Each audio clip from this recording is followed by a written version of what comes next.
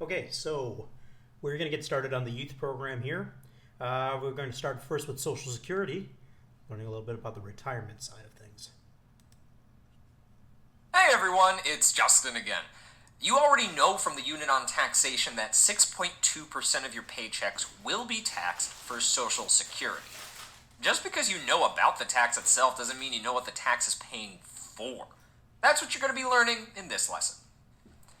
By the end of this lesson, you will be able to calculate Social Security benefits and explain the ways to maximize them. First, you'll learn what Social Security actually is. Then we'll talk about how it will factor into your retirement, and afterwards I'll show you how Social Security payouts are calculated. At the end, we'll review what you learned and then think about why it's important that you know these things now, long before you'll actually be retiring. Let's get into it. So, what exactly is Social Security? Well, a lot of that can be answered just by knowing Social Security's real name, the Old Age Survivors and Disability Insurance Program. It's a bit of a mouthful, but it does help with remembering what the program does. It insures old people, those who survive their spouse, and people with disabilities. Tuition-free online learning from Michigan Virtual Charter Academy lets you. For now, we're just going to focus our attention on how Social Security affects elderly people when they retire. There's a rough timeline to consider with Social Security. First, in order to get any retirement benefits from Social Security, you have to contribute to Social Security for at least 10 years. Once you've worked for 10 years and paid those FICA taxes, you are eligible for retirement benefits. The expected age to begin collecting Social Security benefits is at age 67. Now, this is almost a decade later than most other sources of retirement income, but it is a guaranteed and vital part of most workers' retirement plans. If you choose to, you can begin collecting your monthly Social Security checks as early as age 62, but at a cost. You will only get 70% of the money rather than the full amount you'd get at age 67. You can also wait a few years extra before collecting your Social Security. For each year past age 67 that you wait, you will get an extra 8% added to your benefits, up to a total of 124% at age 70. Basically, the longer you wait, the more you'll get. But then that brings us to how those benefits are actually calculated. This part is going to be very math heavy, and it might seem a little complicated at first, but once you understand it, it's actually very simple. First, you have to know which years you got paid the most. But due to inflation and cost of living increases, it wouldn't be fair to count $18,000 in 1990 as if it were the same as $18,000 today. So, the Social Security Administration uses what are known as indexing factors to adjust or index each year's earnings to see what they would be equivalent to in today's economy. Your pay for every year is indexed in this way into an equivalent modern pay. It's important to note that the earnings used for these calculations are based on active income only. If you made lots of gains on the stock market, or made a lot of money from charging others to rent to use your properties, these incomes will not increase your Social Security payout. Only the money you made from working a job, whether that be earned income or profit income, will count towards your benefits when you retire. Once all your earnings from active income have been indexed, your 35 highest indexed yearly earnings are all added together. Then that total is divided by 420. That's the number of months in 35 years. This gives us a monthly average of your 35 best paid years, called the average indexed monthly earnings, often referred to by its acronym AIM. For the rest of this lesson, we're just going to refer to it as the average earnings. Using the average earnings value along with some special values called bend points, your primary insurance amount, or the base amount for your monthly Social Security payouts will be calculated. The bend points change every year. So for these examples, we're going to be using the bend points for those who turn 62 years old in the year 2023. It can seem complicated, but it's similar to how tax brackets work. Your average earnings value fills up a gauge, and the bend points separate the sections where 90%, 32%, and 15% count toward your base payout. If your average earnings are below the first bend point, the full amount is in the 90% section. So your base payout is just 90% of your average earnings.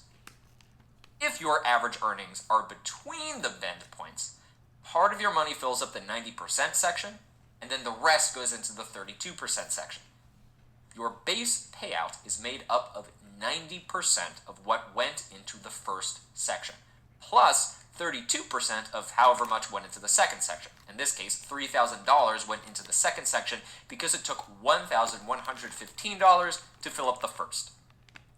If you had jobs that paid you well enough to put your average earnings above the second bend point, then you fill up both the first and second sections, and whatever's left goes into the third section. Then your base payout is 90% of what it took to fill the first section, 32% of the amount that went into the second section, and 15% of what went over into the third section. Can you calculate the base payout that would result from this average earnings value using the bend points for 2023? Why don't you pause the video now and try it in your notes? With average earnings of $5,674, $1,115 of it fills up the 90% section, and the remaining $4,559 goes into the second section. The base payout will be calculated as 90% of $1,115 plus 32% of the remaining $4,559, for a total base payout of $2,462.38. Your base payout will be adjusted by a few factors before you receive your monthly checks. First, depending on how old you are when you begin claiming your benefits, you will get a higher or lower percentage of your payout amount. This is where the timeline from earlier comes in. You can receive anywhere from 70% of your base payout if you claim your benefits at age 62 to 124% if you wait until age 70. Then your monthly payouts will be increased slightly each year to keep up with the rising costs so inflation doesn't eat into your retirement income. 6 reasons you need to get your pet official ESA approved. With Support Pets, getting your Alright, so that seemed like a long process, but let's review it real quick. First, index your pay from every year you worked so it's comparable to modern pay. Then add the 35 highest earning years and divide that by 420 to find your average monthly earnings. Use that average earnings value with that year's bend points to calculate your base payout. Once you know your base payout, it just needs to be adjusted based on the age you choose to begin receiving benefits, along with yearly adjustments to keep up with inflation. Realistically, you will never have to do this math. The Social Security Administration will do it for you on their website. So, why is it important to know how Social Security works and how the calculations are done? Well, if you know what factors affect your Social Security benefits, then you know what to do to maximize them when you're younger. For instance, you should make sure to work at least 35 years before retiring, rather than the minimum of 10 years. If you don't, your average earnings calculation will include a bunch of years where you made $0, which will drastically lower your payout.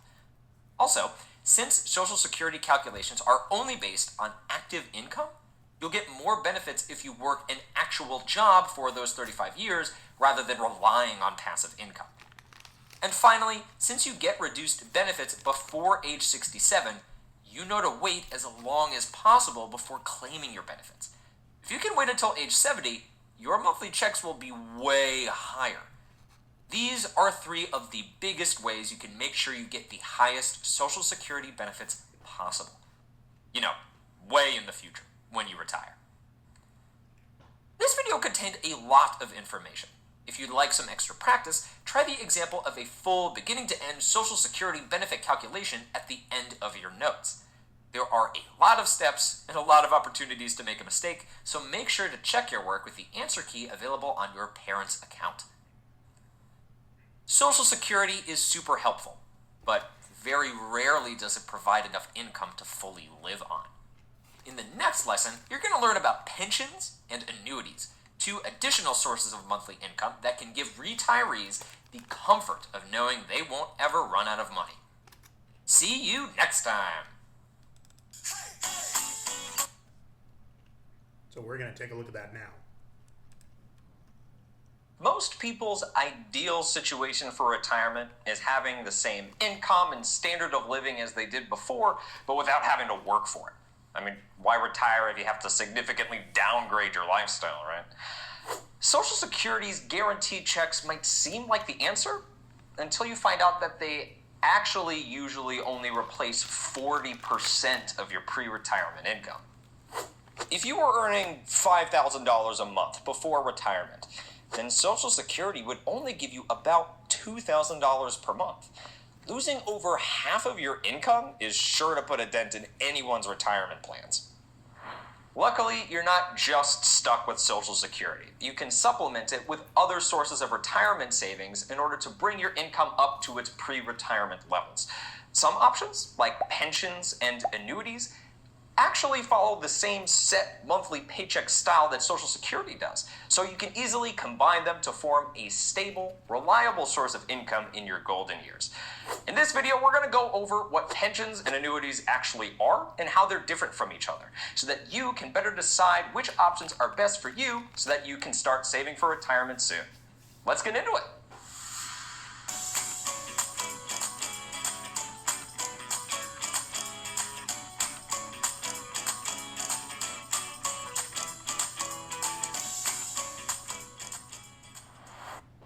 Imagine how it would feel if you could learn to play worship guitar like a pro in just 10 days.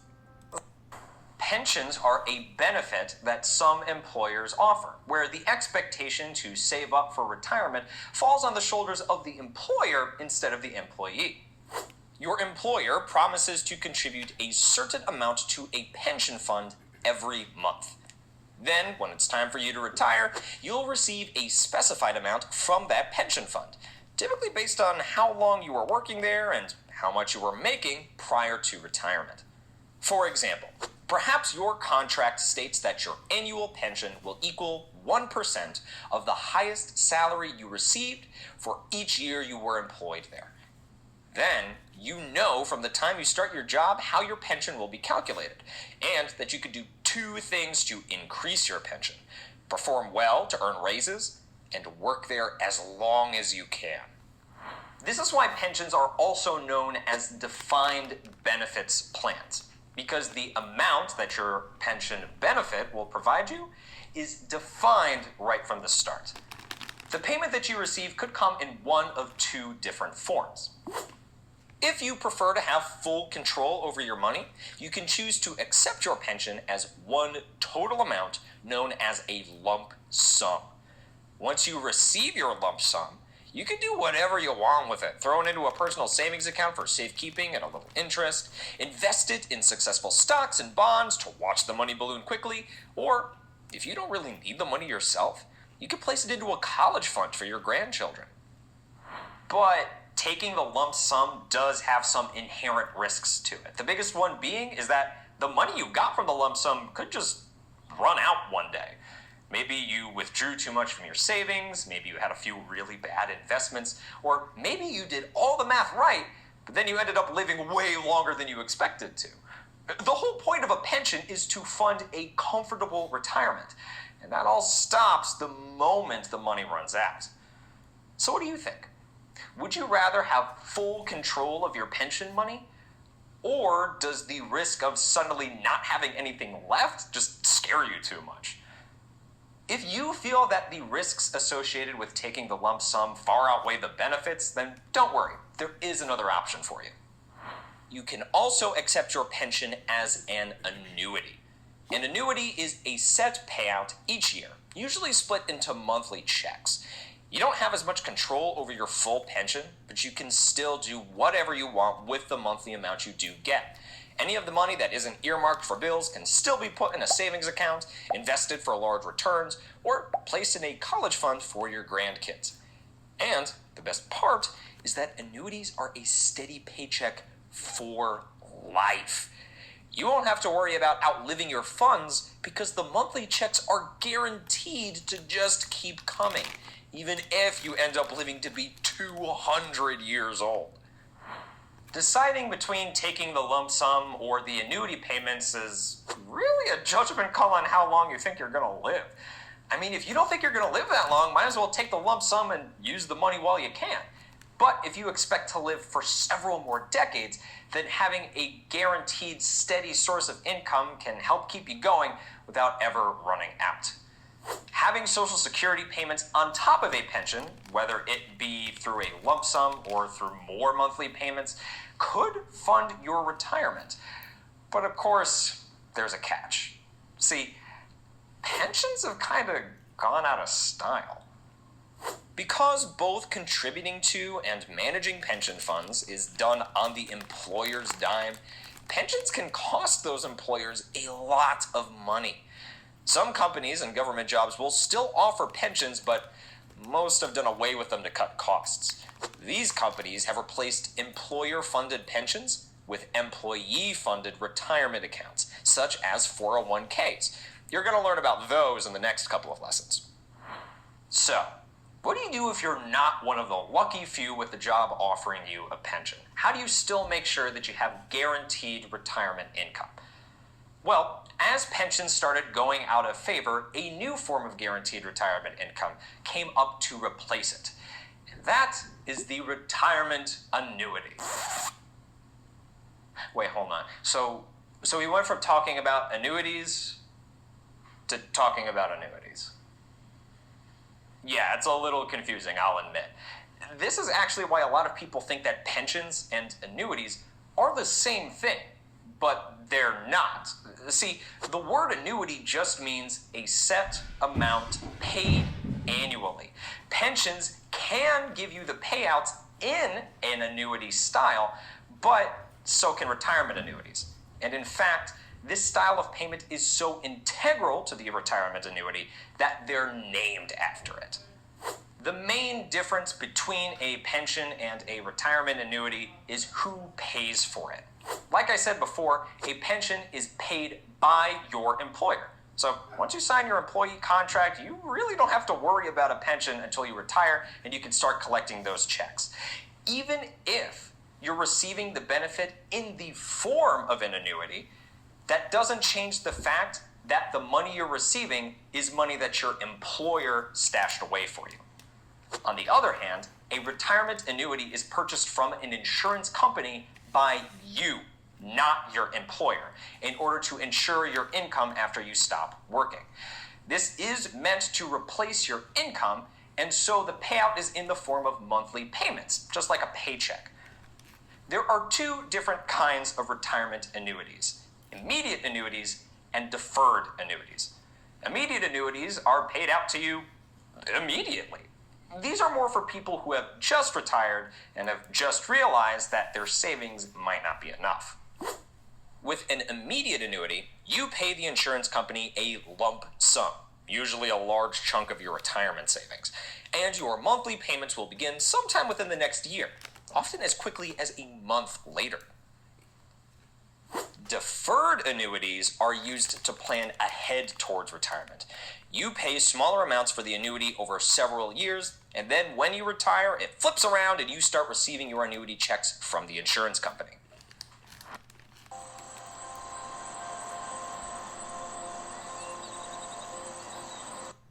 If you're ever given the choice between a pension and a retirement annuity, it's usually the better choice to accept the pension rather than purchase the annuity. The big reason is right there in the wording. It's better to accept the pension that your employer is offering to pay for you than it is to purchase an annuity with your own money. Also, fun fact, pensions are actually insured by the Pension Benefit Guaranty Corporation. So if the company you're working for ever goes under, you are still guaranteed your pension.